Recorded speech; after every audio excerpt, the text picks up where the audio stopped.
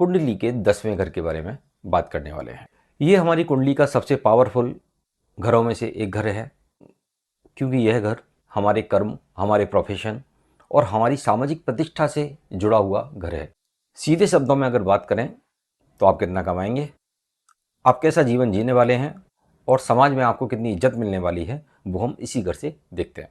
लोग आपको किस नाम से जानेंगे, आपका क्या रुतबा होगा, ये सारी चीज़ें हम 10वें घर से ही देख पाते हैं। आपके कर्म, आपके एक्शंस, प्रोफेशन, नौकरी, बिजनेस, पद, प्रतिष्ठा, नाम, सरकारी काम, बॉस या ऑथोरिटी और समाज में आपकी छवि। एक लाइन में समझते हैं तो जैसे आप अंदर से कैसे हैं इसको हम फर्स्ट भाव से देखते हैं, वैसे ही आपका प्रोफेशन कैसा है इसको हम 10वें घर से देखेंगे। सीधी सीधी सी बात अगर थोड़ी की जाए कि शर्मा जी का बेटा एक आईएएस है तो उसका 10वां घर बहुत अच्छा है, और वहीं पर अगर शर्मा जी का तीसरा बेटा निकम्मा है तो उसका 10वां घर है ही नहीं। ऐसा नहीं है, है तो सही, लेकिन उस पर ज़्यादा नेगेटिव इन्फ्लुएंसेज हैं।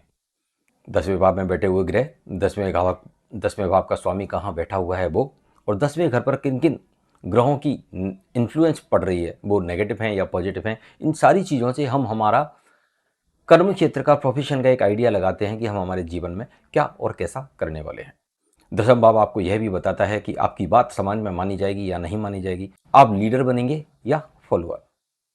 अर्जुन फॉलोअर ना होता कृष्ण का तो वो कभी भी कुरुक्षेत्र में धर्म युद्ध में जीत नहीं पा सकता था।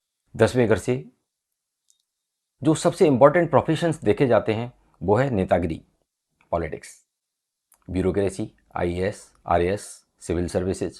प्राइवेट कंपनियों में सीईओ, एमडी, कम मेहनत में ज़्यादा अच्छा करोगे या ज़्यादा मेहनत में भी कुछ भी नहीं मिलने वाला है।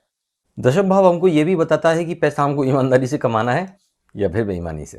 तो 10वें भाव को हम कैसा कह सकते हैं, हम कह सकते हैं कि जैसा कर्म वैसी पहचान। आप बॉस हैं या चमचे, इसको अदरवाइज मत लेना। या तो आप बॉस को यस बॉस करते हो या तो लोग आपको यस बॉस करते हैं।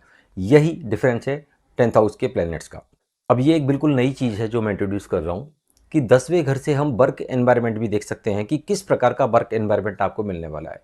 आप फैक्ट्री में काम करने वाले हैं या आप फैक्ट्री ओनर बनने वाले हैं, आप इंडस्ट्रीज में काम करने वाले हैं या ऑफिस में बैठकर काम करने वाले हैं, आपका ऑफिस एसी वाला होगा या आपको धूप में काम करना पड़ेगा, आपकी ट्रेवल्स छोटी होंगी या लंबी होंगी,